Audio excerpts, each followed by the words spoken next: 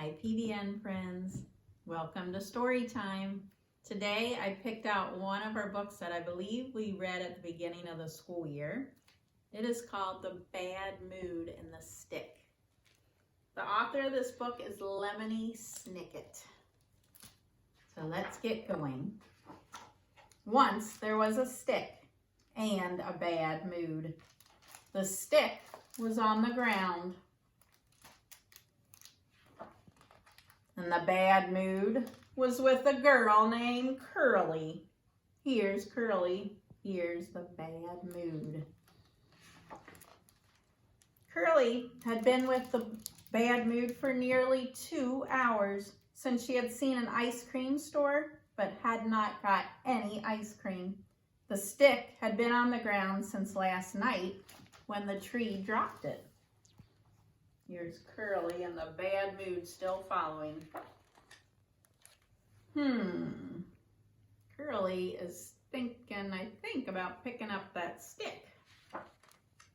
Curly picked up the stick and used it to poke her little brother.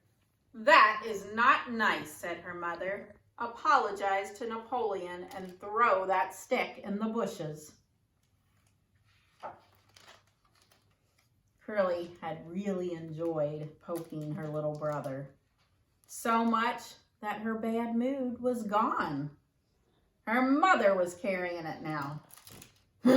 She said, which is a bad mood noise. But the stick, it didn't say anything.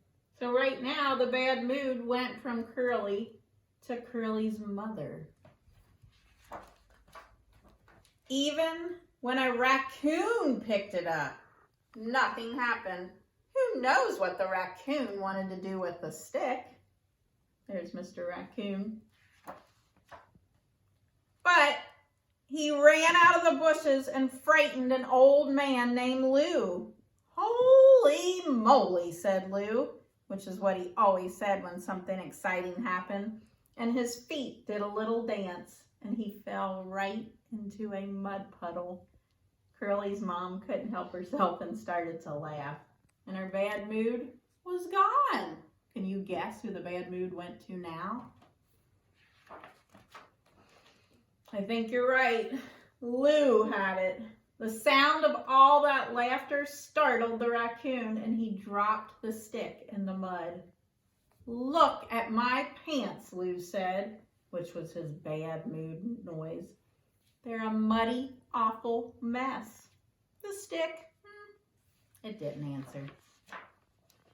Lou went straight to the dry cleaners, and a lady named Miss Durham was ahead of the establishment with a pencil behind her ear. "Take that pencil out of your ear," said Lou. "You need to wash these pants and wash them quick. I will stand right here until you are done." "You will do no such thing," said Miss Durham. But Lou took off his pants and said, "Here you go. They're a muddy, awful mess." "Ugh," said Miss Durham, looking at the pants and looking at Lou. You would have thought that the bad mood moved right to her. But it didn't. She took one look at Lou, and the bad mood flew right out the window. You just never know what's going to happen.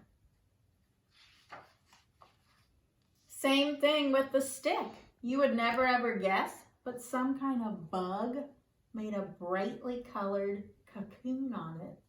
"Well, look at that," said Bert, and he picked it up to take a better look at it.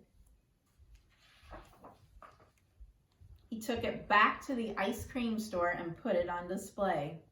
"That is sure unusual," said Curly's mother when they walked by. "What do you say, kids? Let's all have some ice cream." Curly had fudge ripple. Napoleon had mint chocolate chip. And Curly's mother, she ordered vanilla yogurt, but she changed her mind and had fudge ripple too. But this didn't bother Bert.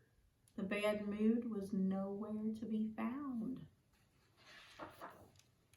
By the time Lou arrived, his pants were all cleaned and pressed, and he wanted a double scoop, and so did Miss Durham. "Holy moly," Lou said, "Do I love ice cream?" Miss Durham just smiled and said, "Same here." Well, 3 years later, they were married. The wedding was right there in the park, and everyone in this book was invited, even the raccoon. Curly and Napoleon carried the flowers, and they did great. You just never know what's gonna happen. By then, the bad mood had traveled all around the world. You yourself had it several times. The stick, however, stayed in the ice cream store, and the cocoon had opened a long time ago. Bert had helped the bug fly out into the world. Look at the pretty butterfly. But the stick he kept right there. You know why? It put him in a good mood. Guess who's back? Curly. Curly ordered a triple scoop of ice cream. Uh-oh, what happened? Curly dropped all of her ice cream, and guess who is behind the brick wall? The bad mood is back. The end. I think all of us get in a bad mood every now and then, but does that bad mood stay with us? Absolutely not. The bad mood just goes right out the window and we become happy again. So thank you so much for joining me on Story Time. I miss you guys so much, and I hope to see you soon. Mwah.